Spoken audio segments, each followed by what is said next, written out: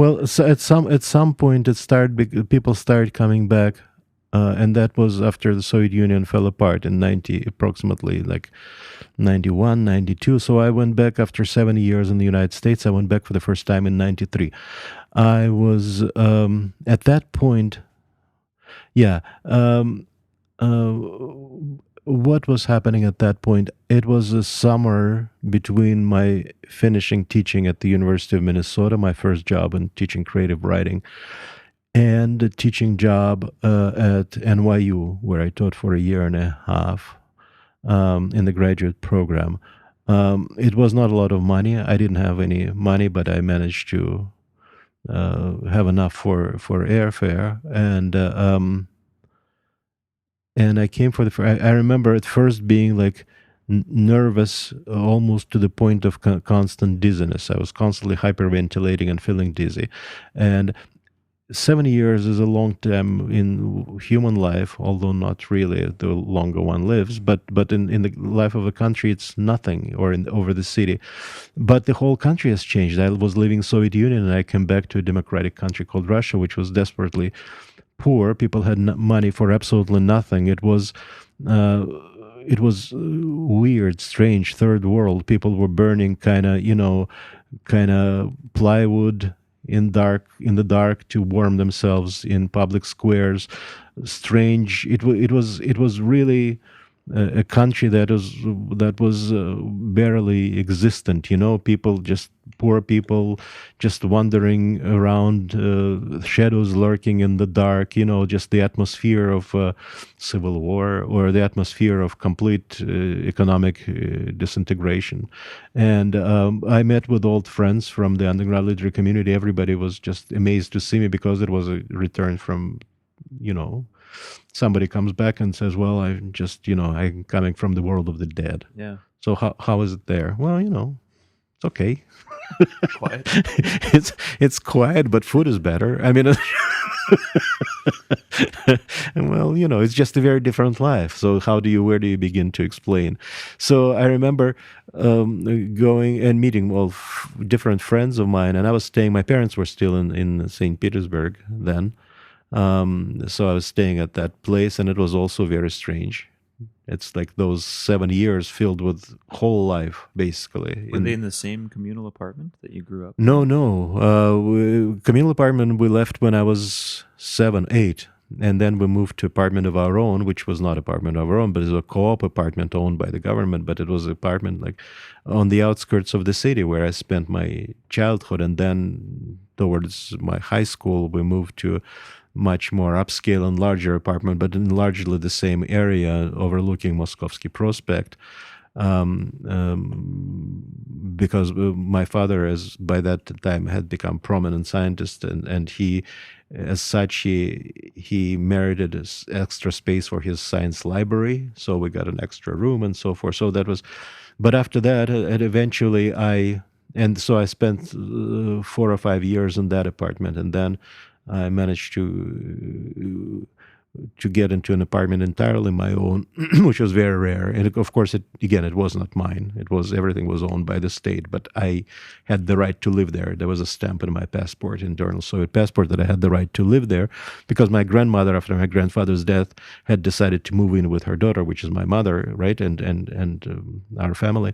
And I moved into her apartment, and it took approximately a month of nonstop bureaucratic, so I was in a possession of space of my own, like an apartment. I couldn't believe my luck. So, and of course, that was a whole separate life. Started right there when you are at the age of 21, have your own apartment. Yeah. So, but no, I came back to the apartment where my parents still lived, that large apartment overlooking the Moskovsky Prospect, and I was staying there. It was strange, and I remember visiting with friends, and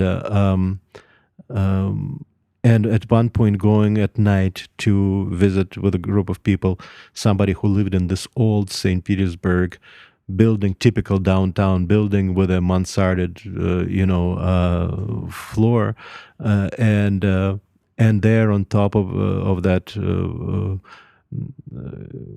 building, and that there was this view of view of downtown St. Petersburg. And there was this, and it was a communal apartment uh, before prior. It still was a communal apartment, and there was this smell that I recognized from childhood. But smell is such thing that you cannot re-experience it in its absence.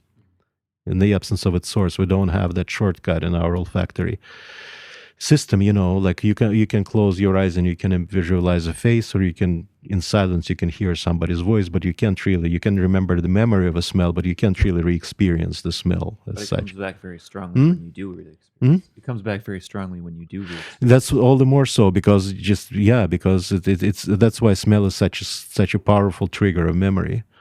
And so I remember being in that, coming to that apartment, and the smell of communal apartment, which I had forgotten. This mainly it was smell of chlorine coming from the bathroom, and something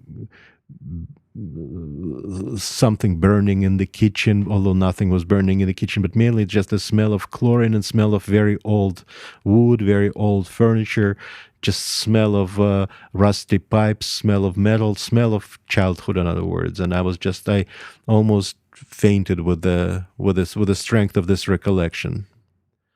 And I felt, and then yes, there is the communal bathroom, which is always like this horrible, huge bathtub with old army boots sitting there for some reason, like top like knee-high army boots, cheap, and a wooden barrel with pickled mushrooms and this kind of stuff. Nobody, of course, ever used in those communal apartments. Nobody ever used a bathtub, but it was just completely why, just it was always occupied with some other kind of stuff. And there was the source of chlorine, because it was always covered with chlorine and so forth. So I remember that. And so that was the first return in '93. And seeing lots of friends and drinking and seeing lots of friends and being horrified by the fact that I came being a very, very poor adjunct professor with no money, but I was like a millionaire there because nobody had any money at all. Nobody could afford anything, and there was nothing in the stores. That was the most difficult period between 1991 and 94, I think, when Russia was going through initial period of transition economically, and that was just everything was in a state of complete disintegration and disarray. It was as though, we were back in 1917, like Bolshevik Revolution, just when, especially I was impressed, in downtown and in squares and so forth, people sitting around a bonfire made up of just, of plywood or just 2x4s or paper, just and warming their hands there, just there. And was it dangerous to be not really? Well, they certainly were not welcoming types, but there was high crime, of course, because everything was it was profoundly unsafe at that point. But I came back to my own place, and I was with friends, and I was drinking all the time, and I was not afraid, obviously, and I didn't look like somebody who was worth robbing either. So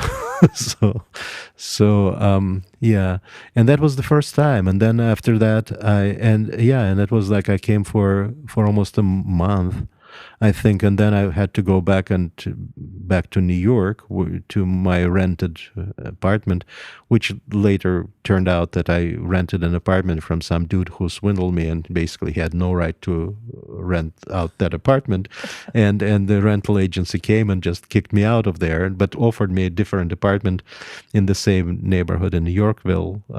Everything was inexpensive then. It was a tiny little railroad apartment, but it cost just $700. So. And so, but I remember how I really didn't want to leave because I felt that, this is where I belong, and why do I have to go back to America now, which is not my place? It still was not, even though I already realized that by that time I had realized that my life was no longer in Russia. The center of gravity had shifted towards North America, because I went through 2 years of extreme sadness and depression and just generally feeling extremely unwell.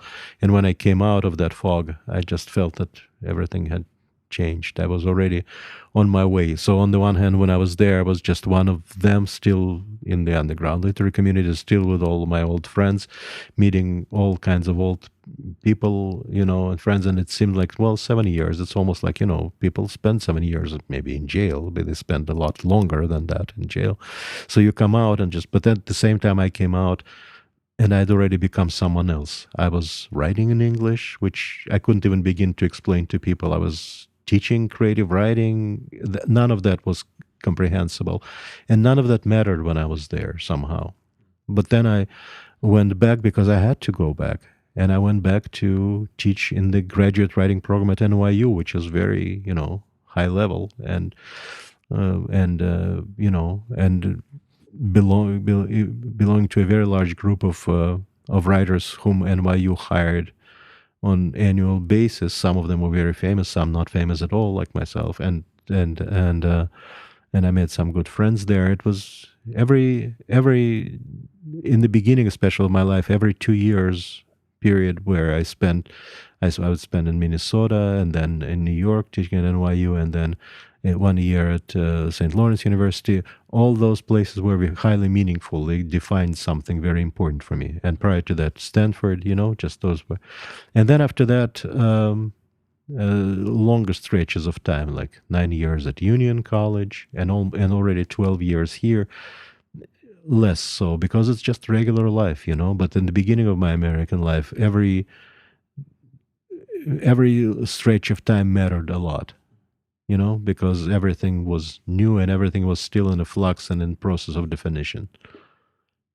Now I can just, so a year passed here. Well, Do you think if you had gone back to Russia, say, immediately after the Soviet Union had collapsed in '91, you might have seriously considered staying there? No, I never seriously, even when I went there, I never, because like I said, my center of gravity had already shifted, and I had realized my life was not in Russia anymore. There was a reason why I had left Russia in the first place. I wanted to belong to a larger world, not just to Russia. Part of it, of course, was being Jewish. Part of it was that I didn't want to be an engineer, I wanted to be a writer, but it was not possible in the way that I wanted it to be back in the Soviet Union. But mainly it was, I think the original impulse was set when it was, when I was told that I would never, ever, and I was told by my father that because of, my work, none of us would ever be able. And when you are, 16 or 17 and you hear never, just that you would never be able to leave the Soviet Union. Well, that was really depressing, and that just set me in motion, that eventually I would. So that was the whole, I think, the great, powerful momentum, just to prove to the world and myself that it's not never, It's not. But then, life is a process of getting used to the notion of never, The longer people live, you can come up to an older person and say, you would never climb, Himalaya. Then, well, okay, I can live with that. Or you can come up to like a very old person here outside of Concordia, like say, you know what, you probably will never see Australia. Sure. Never in your life. Well, okay.